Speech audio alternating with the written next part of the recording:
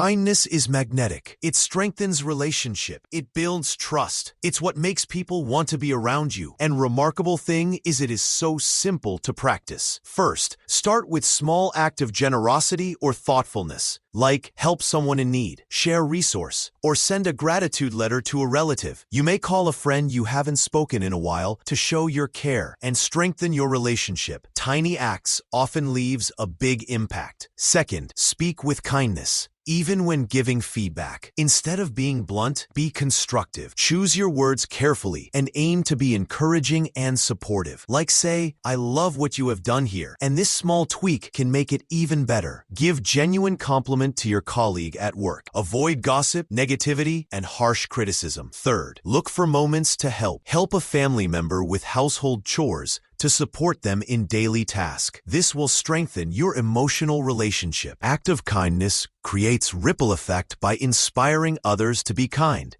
and create a cycle of attraction and spread positivity. At last, be kind to be yourself.